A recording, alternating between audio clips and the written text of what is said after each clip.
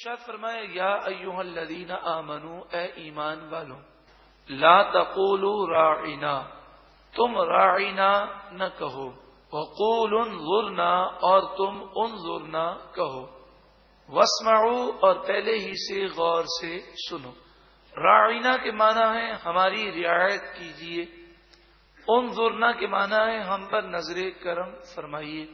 صحابہ کرام علیہم رضوان جب نبی کریم صلی اللہ علیہ وآلہ وسلم کی محفل میں ہوتے اور آقا دو جہاں صلی اللہ علیہ وآلہ وسلم کوئی بات ارشاد فرماتے، اور صحابہ کرام یہ اگر چاہتے کہ حضور اس بات کو دوبارہ دہرا دیں تو یہ کہنا کہ آپ اس بات کو دوبارہ ریپیٹ کریں، صحابہ کرام اسے مناسب نہ سمجھتے، تو وہ اس موقع پر یہ جملہ کہتے، راعنا یا رسول اللہ صلی اللہ علیہ وسلم، جس کے معنی بڑے پیارے ہیں کہ اللہ کے رسول ہماری رعایت فرما دیجیے۔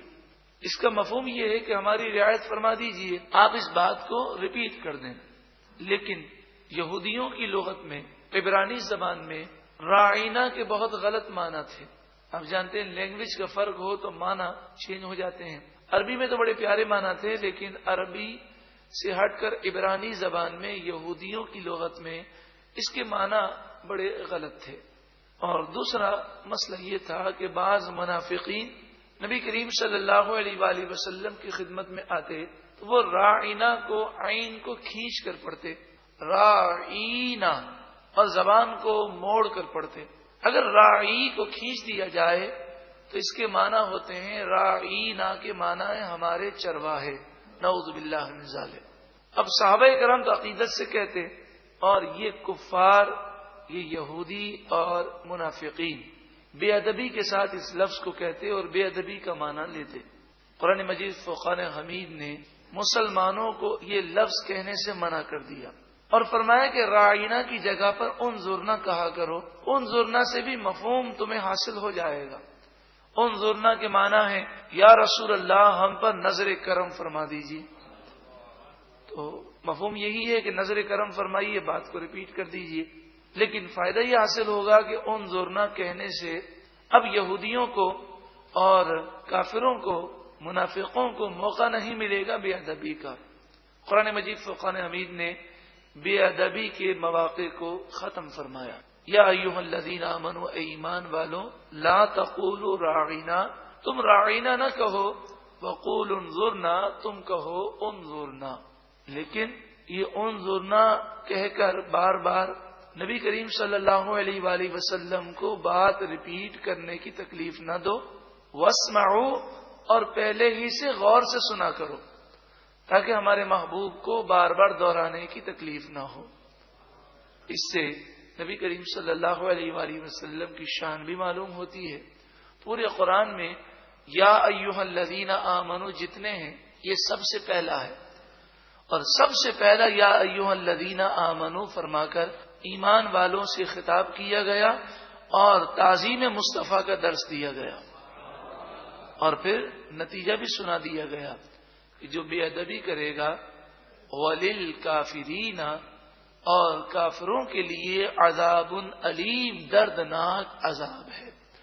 کہ حضور کی جناب میں اب جو راعینا کہے گا اور بے ادبی کا مرتکب ہوگا وہ اسلام سے خارج ہے اور کافر کے لیے دردناک عذاب ہے۔ اللہ تعالی ہم سب کو حضور کی تعظیم و توقیر اور حضور کا ادب نصیب فرمائے۔ کچھ یہودی مسلمانوں کے پاس آئے اور کہنے لگے کہ ہم تمہارے خیر خواہ ہیں، ہم تم سے دوستی کرنا چاہتے ہیں، دوستی کا ہاتھ تمہاری طرف بڑھا رہے ہیں۔ بعض مسلمان ان کے دھوکے میں آ گئے اور وہ انہیں دوست سمجھنے لگے، اور وہ یہ کہنے لگے کہ سارے یہودی برے نہیں ہیں، کچھ یہودی اچھے بھی ہوتے ہیں، سب کوئی دشمن اسلام نہیں ہے، ان سے دوستی کرنے میں اور ان سے مشورہ کرنے میں کوئی حرج نہیں۔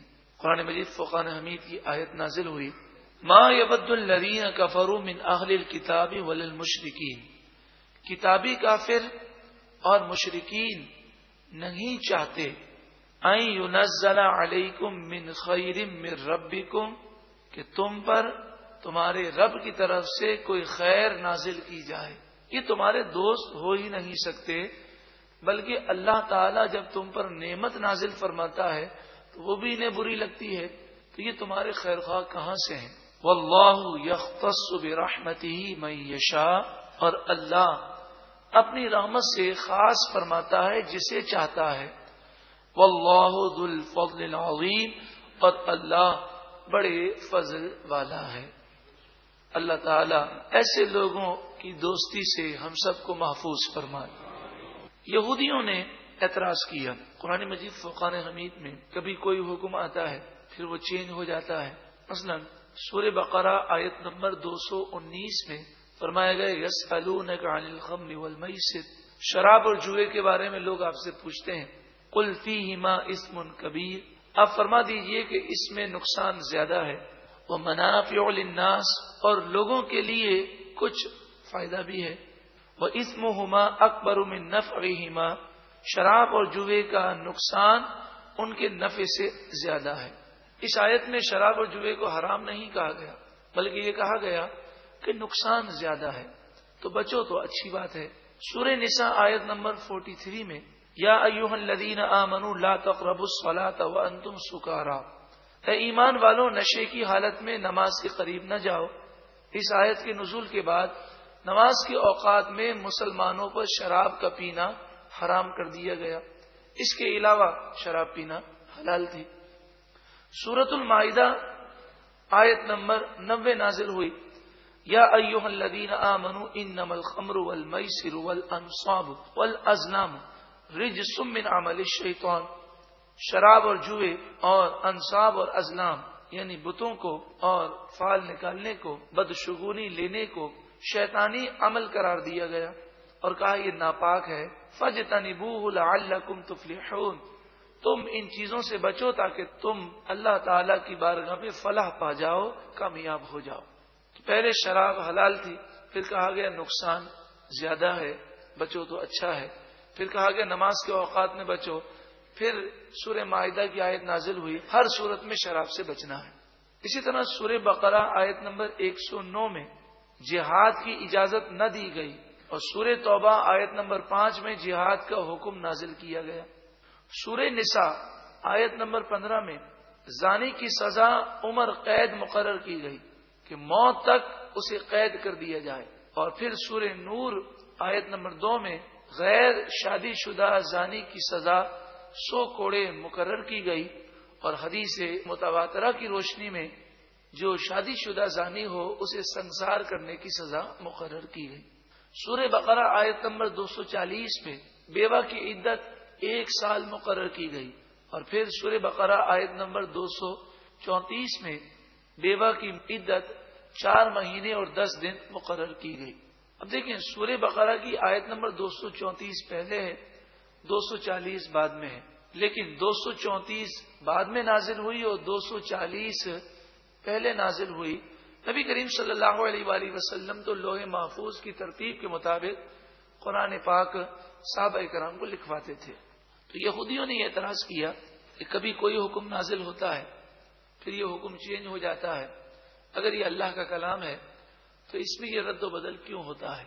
قرآن مجید فرقان حمید نے ارشاد فرمایا ما ننسخ من آیت، جب ہم کوئی آیت منسوخ کر دیتے ہیں، او ننسیہا، یا وہ آیت ہم بھلا دیتے ہیں، نأتی بخیر منہا، ہم لے آتے ہیں اس سے بہتر آیت، او مثلہا، یا اس جیسی آیت۔ منسوخ ہونے کی حکمت بیان کی گئی۔ اب شرعی مسئلہ سماعت کر لیجئے، منسوخ کے معنی کیا ہے؟ منسوخ کے معنی یہ نہیں جو ہمارے عرف میں استعمال ہوتا ہے، بلکہ اسلامی شریعت میں اصول تفسیر میں منسوخ کے معنی یہ ہے اللہ تبارک و تعالی نے ایک حکم ایک مخصوص وقت کے لیے نازل فرمایا۔ مثلا کوئی حکم 1 سال کے لیے نازل کیا گیا، کوئی 10 سال کے لیے نازل کیا گیا، لیکن لوگوں کو یہ نہیں معلوم کہ یہ حکم کتنے عرصے کے لیے ہے۔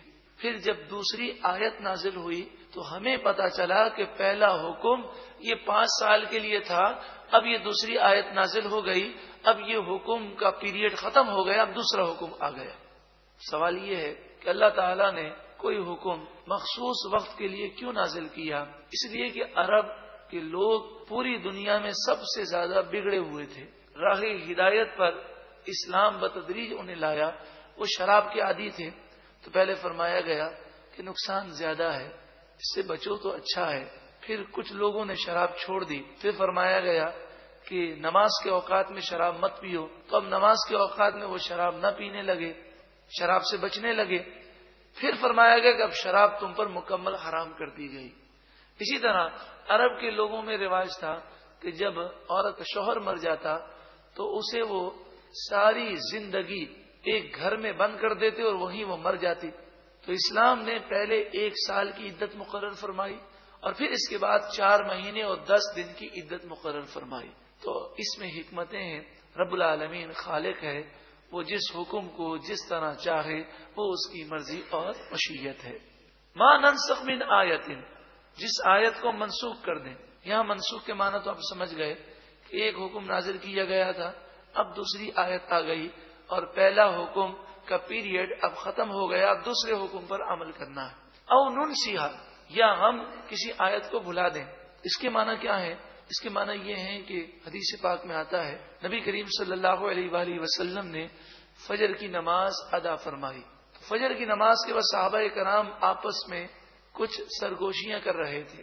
آپ نے صحابہ کرام کو بلایا اور پوچھا کیا معاملہ ہے؟ تو کئی صحابہ کرام نے کہا کہ ہم تہجد میں چند آیتیں پڑھا کرتے تھے، جب ہم نے اس سورت کو پڑھا تو وہ آیتیں ہم بھول گئے اور وہ آیتیں ہمیں یاد نہ رہیں. اور کئی صحابہ کرام نے کہا کہ آج رات کو یہ آیتیں ہمیں بھلا دی گئیں. آقا دو جہاں صلی اللہ علیہ وآلہ وسلم نے فرمایا جن چمڑوں پر اور جن پتوں پر یہ آیتیں تم نے لکھی تھیں انہیں جا کر دیکھو. جب صحابہ کرام نے دیکھا تو وہاں سے بھی وہ آیتیں اٹھا لی گئی تھیں. آپ نے فرمایا آج رات یہ آیتیں اٹھا لی گئی ہیں. او ننسیھا سے یہ مراد ہے. الم تعلم ان اللہ علی کل شیء قدیر، اس پر اعتراض کرنے والا سن لے، کیا تو نہیں جانتا بے شک اللہ تعالی ہر چاہت پر قادر ہے، وہ جو چاہے کر سکتا ہے. الم تعلم، اے سننے والے کیا تو نہیں جانتا ان اللہ لہ ملک السماوات والارض، بے شک اللہ ہی کے لیے آسمان اور زمین کی بادشاہت ہے. وما لکم من دون اللہ من ولی ولا نصیر، اور اے اعتراض کرنے والوں جب تم پر اللہ کا عذاب آئے گا تو اللہ کے عذاب سے مقابلہ کرنے کے لیے نہ کوئی تمہارا دوست ہے اور نہ کوئی مددگار ہے. ام تریدون، اس آیت کریمہ میں نبی کریم صلی اللہ علیہ وآلہ وسلم کا ادب سکھایا گیا اور مسلمانوں کو کہا گیا کہ حضور سے فضول سوالات نہ کرو. ام تریدون، اے مسلمانوں کیا تم ارادہ کرتے ہو ان تسألوا رسولکم، کہ تم اپنے رسول سے اسی طرح سوالات پوچھو. کما سئل موسیٰ من قبل، جیسا کہ موسیٰ علیہ السلام سے سوالات پوچھے گئے اس سے پہلے. اور فضول سوالات نبی سے کرنا یہ بے ادبی ہے، یا اس لیے سوال کرنا کہ نبی عاجز آ جائیں، یہ تو کفر ہے. وَمَن يَتَبَدَّلِ الْكُفْرَ بِالْإِيمَانِ، اور جو کوئی ایمان کے بدلے کفر حاصل کرے، کفر لے لے، فَقَدْ ضَلَّ سَوَاءَ السَّبِيلِ، بس بے شک وہ سیدھے راستے سے بھٹک گیا. اللہ تعالی ہم سب کو ایمان کی سلامتی نصیب فرمائے. یہودیوں میں سے کچھ یہودی حضرت حذیفہ بن یمان اور حضرت عمار بن یاسر رضی اللہ تعالی عنہم کی خدمت میں حاضر ہوئے غزوہ احد کے بعد، اور ان یہودیوں نے آ کر حضرت عمار سے اور حضرت حذیفہ سے یہ کہا کہ یہ بتاؤ غزوہ احد میں 70 مسلمان شہید ہو گئے، ہر مسلمان زخمی ہوا، کتنی تم پر مصیبت آئی؟ اگر یہ دین اسلام سچا ہوتا تو تم پر یہ مصیبت کیوں آتی؟ تم اس کا جواب دو اور اب تم یہودی مذہب اختیار کر لو.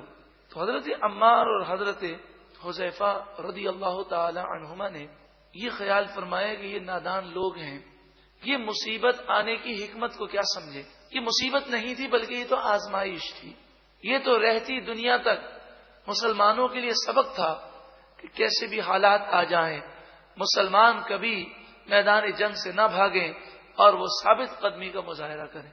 یہ تو آزمائش تھی، یہ تو امتحان تھا. تو حضرت عمار اور حضرت حذیفہ نے جب یہ خیال کیا کہ یہودی اس بات کو نہیں سمجھ سکتے تو آپ نے فرمایا یہ بتاؤ یہودی مذہب میں وعدہ توڑنا کیسا ہے؟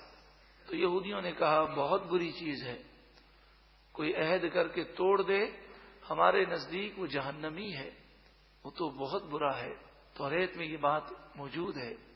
آپ نے فرمایا تو سن لو، میں نے یہ عہد کیا ہے کہ جب تک میری زندگی باقی رہی میں حضور سے بے وفائی نہیں کروں گا اور اسی دین اسلام پر ہمیشہ رہوں گا. اپنا سا منہ لے کر روانہ ہو گئے یہودی، اور یہ جواب سن کر یہودی لاجواب ہو گئے. نبی کریم صلی اللہ علیہ وآلہ وسلم کی خدمت میں حضرت حذیفہ حضرت عمار پہنچے. عقید و جہاں صلی اللہ علیہ وآلہ وسلم نے فرمایا کہ تم نے ایسا جواب دیا، یہ جواب اللہ کو بہت پسند آیا. کتنا پیارا جواب ہے کہ میں نے یہ عہد کیا ہے کہ کبھی بھی اپنے نبی سے بے وفائی نہیں کروں گا اور اسی دین اسلام پر ہمیشہ ثابت قدم رہوں گا.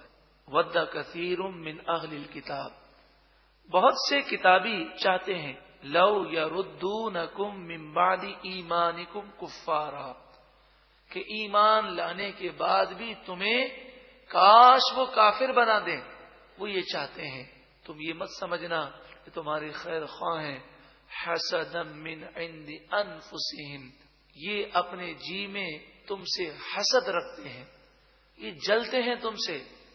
من بعد ما تبین لہم الحق، بعد اس کے کہ ان کے لیے حق واضح ہو گیا پھر بھی حسد رکھتے ہیں اور اسلام سے روکتے ہیں. فاعفو، پس تم درگزر کرو. واسفحوا، اور چھوڑ دو. حتی یأتی اللہ بامری، یہاں تک کہ اللہ اپنا حکم لے آئے. اور پھر جہاد کا حکم آیا. غزوہ خیبر ہے، غزوہ بنی قریظہ ہے، غزوہ بنی نذیر ہے. یہ غزوے ہوئے اور نبی کریم صلی اللہ علیہ وآلہ وسلم نے یہودیوں کی طاقت کو توڑ کر رکھ دیا. ان اللہ علی کل شیء قدیر، بے شک اللہ تعالی ہر چاہت پر قادر ہے. یہ یہودی سازشیں کرتے ہیں، ان کی سازشوں سے بچنے کا طریقہ قرآن نے بیان کیا. وَأَقِيمُوا الصَّلَاةَ، اور نماز قائم رکھو. وَآتُوا الزَّكَاةَ، اور زکوٰۃ ادا کرو. اور ایک خاص چیز پر تمہیں توجہ دینی ہے. وَمَا تُقَدِّمُوا لِأَنفُسِكُم مِّن خَيْرٍ، جو تم نیکی اپنے لیے کرو گے اور آگے بھیجو گے. تجدوہ عند اللہ، اس نیکی کو تم اپنے رب کے پاس اللہ کے پاس پاؤ گے. تو اس پر توجہ کرو کہ تم کون سی نیکی اللہ کی بارگاہ میں بھیج رہے ہو اور کیا گناہ تم اپنے نامہ اعمال میں لکھوا رہے ہو. ہمیں بھی توجہ کرنی چاہیے. صبح یا رات کو ذرا غور کریں کہ ہم نے آج سارے دن کیا نیکی اپنے لیے آگے بھیجی. ان اللہ بما تعملون بصیر، بے شک اللہ تعالی تمہارے کاموں کو دیکھ رہا ہے. وقالوا، اور یہودی بولے لن يدخل الجنت الا من کان ہودا او نصارا، یہودیوں نے کہا کہ صرف یہودی جنت میں جائے گا اور عیسائیوں نے کہا صرف عیسائی جنت میں جائے گا. تلک امانیہم، قرآن نے ان کا رد کیا اور فرمایا یہ ان کی من گھڑت باتیں ہیں. قل، اے محبوب آپ فرمائیے ہاتو برہانکم، لاؤ اپنی دلیل. ان کنتم صادقین، اگر تم سچے ہو. بلا، ہاں کیوں نہیں. قرآن نے اصول بیان کیا کہ جنتی کون ہے. من اسلم وجہہ للہ، جو اپنا چہرہ اللہ کی بارگاہ میں جھکا دے، اسلام لے آئے. وہو محسن، اس حال میں کہ وہ نیکوکار ہو. فلہ اجرہ عند ربہ، اس کے رب کے پاس اس کا اجر ہے. ولا خوف علیہم ولا هم یحزنون، اور نہ ان پر کوئی خوف ہوگا اور نہ وہ غمگین ہوں گے. ارشاد فرمایا یا ایھا الذین آمنو، اے ایمان والو.